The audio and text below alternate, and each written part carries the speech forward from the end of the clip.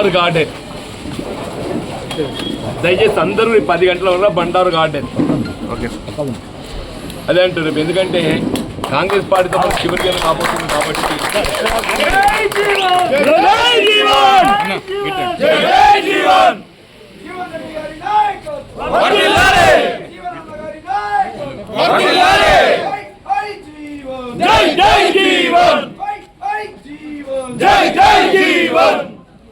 కాంగ్రెస్ పార్టీతో మన చివరి దినం కాబోతుంది.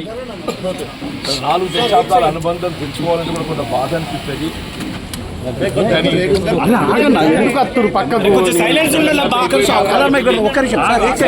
మాసాలకెళ్ళి కొనసాగుతున్న పరిణామాలకు ఏదైతుందో ఇవాళ అది పరిష్కారం లేని సమస్యగా మారిపోయిందండి. మరి ఏదైతుందో మిత్రులు మహేష్ గౌడ్ గారు కానీ శ్రీధర్ బాబు గారు కానీ ఎవరు వచ్చినా కానీ ఏదైతుందో వారు వ్యక్తిగతంగా అభిమానం కానివ్వండి, పార్టీ పెద్దలుగా ఏదైతుందో అతన్ని వీళ్ళ కాంగ్రెస్ పార్టీలో కొనసాగడానికి కొరకు ఏదైతుందో మరి వారి అభిప్రాయం చెప్పి కొంత నన్ను సమయంలో పాటించడానికి వచ్చి ఉండొచ్చు. కానీ వాళ్ళ అసలు సమస్య పరిష్కారం అనేది వాళ్ళ దగ్గర లేదు, నా దగ్గర. ఇప్పుడు ఏమైనా సమస్యకు పరిష్కారం అనేది ఉండాలి. ఆ సమస్యకి ఏదైతుందో పరిష్కారం ఇవాళ ఈ ఊరడింపులకు వచ్చిన దగ్గర లేదు. సరే నన్ను అడిగినా నా దగ్గర కూడా లేదని చెప్పండి, టు బి ఫ్రాంక్. ఎందుకంటే అది దాటిపోయింది. అది దాటిపోవడానికి కారకులు ఎవరు కూడా ఆలోచన చేసుకోవాలని చెప్పి అంటారు. నేను పార్టీ మారడన్నా కొంత ఇబ్బందికరమైనటువంటి ఒక అంశం. రేపు భవిష్యత్తు నేను రాజకీయంగా ఏ నిర్ణయం తీసుకున్నా కానీ నాకు ఈ 4 దశాబ్దాల కాంగ్రెస్ పార్టీ అనుబంధం, గౌరవం నేను ఏ మేర పొందగలుగుతా కూడా నేను ఊహించలేనని చెప్పి అంటున్నాను. కానీ ఏదైతుందో ఇవాళ మరి పరిస్థితి అది ఊహించరాంది అయిపోతుందని చెప్పండి, చెప్పండి. కాబట్టి ఇంతవరకు 4 దశాబ్దాలుగా నన్ను వెన్నంటి వీళ్ళకేదో నియోజకవర్గానికి పరిమితం కాకుండా రాష్ట్ర స్థాయిలో నా గౌరవం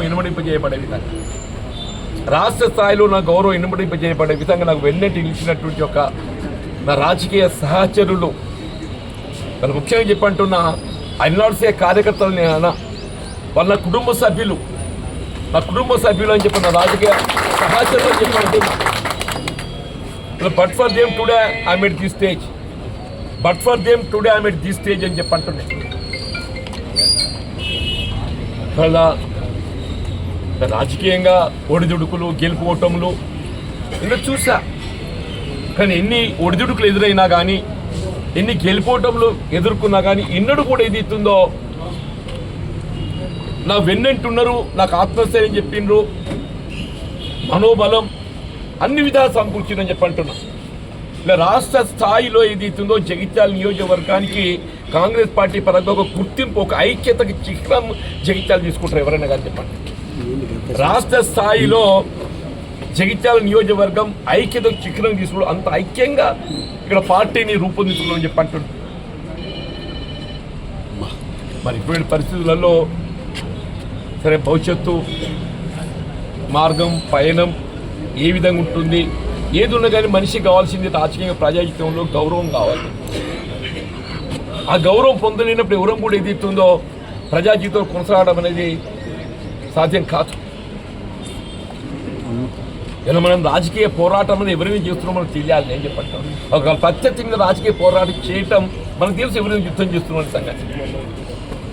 మన పరిస్థితి ఏమైపోయిందంటే నువ్వు ఎవరైనా యుద్ధం చేస్తున్నావు తెలుస్తలేదు నీకు. స్వపక్షంతో యుద్ధం చేస్తున్నావా, విపక్షంతో యుద్ధం చేస్తున్నావా? ఇప్పుడు విపక్షంతో ఏదైతుందో మన పోరాటం రాజకీయంగా చేయవచ్చు, స్వపక్షంతో చేయలేం కదా. ఇక్కడ ఏమైపోయిందంటే కాంగ్రెస్ పార్టీలో కొనసాగడం అంటే స్వపక్షంతో పోరాటం చేసే పరిస్థితి ఏర్పడుతుంది. మనసు అంగీకరించదు, నాకు మనసు అంగీకరించని చెప్పంటున్నా. సరే మన మున్సిపల్ ఎన్నికలు విధిలేని పరిస్థితులలో స్వపక్షాన్ని విభేదించి పోరాటం చేయని పరిస్థితి ఏర్పడ్డది. I further doesn't want such situation.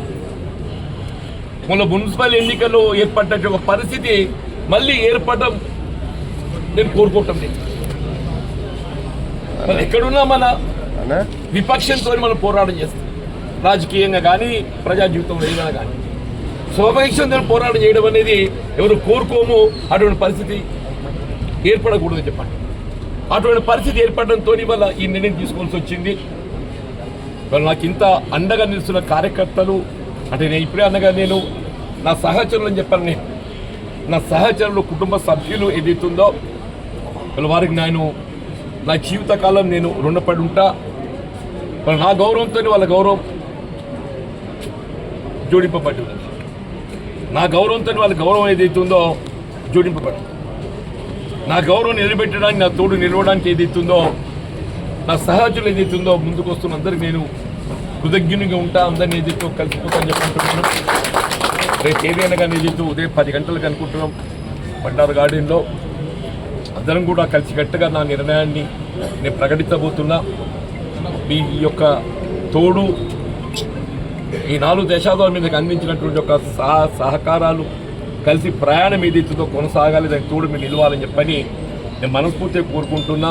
ఆ దేవుడు ఏదైతుందో మనం దేవుడు శాసిస్తే మానవుడు అనుగ్రహించాల్సిందే తప్ప ఇంకా మిగిలిది ఏముండదో చెప్పాను.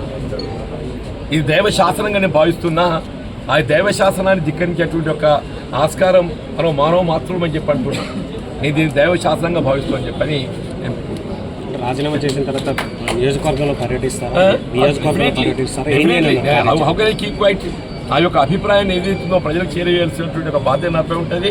నేను ప్రజల యొక్క అభిప్రాయము వారి యొక్క మద్దతు పొందే ప్రయత్నం చేయాల్సి ఉంటుంది. తప్పకుండా అది గౌరవం ఉంది కాన్స్టిట్యున్సీ తప్పకుండా ప్రజల్లోకి పోతా, ప్రజాక్షేత్రంలోకి పోతా. మీ రాజీనామాతో కాంగ్రెస్ పార్టీకి నష్టం ఏమైనా వాటిల్తుంది? సరే, లాభం నష్టం అనేది కాదే. కలిసి ఉన్న వాళ్ళు విడిపోతుంటే ఒకరు పోతుంటే ఎవరికైనా కొంత ఇబ్బందికరంగా భావిస్తారు. నేను నష్టం లాభం అని చెప్పాను కాదు కదా. ఎవరు కూడా కోరుకోరు. ఇవాళ నాకు ఇంతమంది అభిమానులు ఉన్నదే, రేపు ఏ ఒక్కరు కూడా నాకు దూరమైన కదా బాధ అనిపించదా? నాకు అందరూ నాతో కలిసి ప్రయాణం చేయాలని కోరుకుంటాను. నేను అందరూ నాతో కలిసి ప్రయాణం చేయాలని కోరుకుంటాను. నేను కానీ ఏదో నలుగురు ప్రయాణం చేయలేకపోతారు. అది నాకు ఇబ్బందికరమే కదా. మరి వాళ్ళ దృష్టిలో నా గురించి ఏముందో నాకు తెలియదు. కానీ నేనైతే కలిసి ప్రయాణం చేయాలని చెప్పని నిన్నటి వరకు భావించిన కాంగ్రెస్తోని ఇవాళ ఈ సిచ్యువేషన్ 15th నాడే తీర్చే. ఇప్పుడు సచిన్ సావంత్ ఎవరైతే సెక్రటరీ గారు వచ్చిందో నేను వారు 15th Feb చెప్పాను. నేను మున్సిపల్ ఎన్నికల చైర్మన్ ఎంపికకు సంబంధించి ఏదైతుందో నా అభిప్రాయం చెప్పాను. నేను అభ్యర్థిగా ఎవరిని ఎంపిక చేస్తే బాగుంటుంది, కాంగ్రెస్ పార్టీకి అనుబంధంగా మొదటి నుండి ఎవరినో వాళ్ళు చేస్తే బాగుంటుంది, క్రమశిక్షణకు కట్టుబడి ఉన్నటువంటి ఒక నాయకుడు చేస్తే బాగుంటుంది సూచించాను. సరే, అల్టిమేట్గా డిసిషన్ ఏది ఉన్నా కానీ I will avoid by it అని చెప్పాలి. అల్టిమేట్గా డిసిషన్ ఏది ఉన్నా I will avoid by it. కేవలం కాంగ్రెస్ పార్టీ బీఫామ్ మీద ఎంపికైన వారితో కాకుండా వారితో పాటుగా నేను సమర్థించిన ఇండిపెండెంట్లు కూడా తప్పకుండా కాంగ్రెస్ పార్టీ అధిష్టాన నిర్ణయం కట్టుబడి ఉంటారు. కానీ తదుపరి భవిష్యత్తు నా నిర్ణయం ఏ విధంగా ఉండబోతుందో నేను కూడా మరి ఊహించే పరిస్థితి లేను. దీని తదుపరి నేను తీసుకోబోయే నిర్ణయం ఏ విధంగా ఉంటుందో నేను ఊహించే పరిస్థితి లేదు. It's only left to my fate. ఇవాళ విధికి నేను వదిలేయాల్సి వస్తుంది. వీళ్ళ కర్మ సిద్ధాంతం కర్మ ఎటు తీసుకెళ్తుందో నాకు తెలియదు. బట్ నా నిర్ణయం మాత్రం ఏదైతుందో నేను అప్పుడే చెప్పాను. వాళ్ళ సెక్రటరీకి చెప్పా, ఈ మున్సిపల్ చైర్పర్సన్ ఎంపిక వరకు మాత్రం ఏదైతుందో తప్పకుండా పార్టీ నిర్ణయం కట్టుబడి తదుపరి ఏదైతుందో నిర్ణయం ఏదైతే ఉంటుందో నేను కూడా ఊహించే పరిస్థితులు లేను. మీరు కూడా దయచేసి ఏదైతుందో నా నిర్ణయం ఏ విధంగా ఉంటుందో మీరు ఊహించకండి. రాజీనామా అనంతరం ఇంకా అంతలా ముందైతే రాజీనామా చేసినాక మిత్రులు అని ప్రజాక్షేత్రం పోతా ఉన్నారు. ప్రజాక్షేత్రం పోయిన తర్వాత ఏముంటుందో చూద్దాం. మీ ప్రజా సేవ చేయడానికి ఒక రాజకీయ పార్టీ అండ ఉంటే బాగుంటుంది ఎవరైనా భావిస్తామని.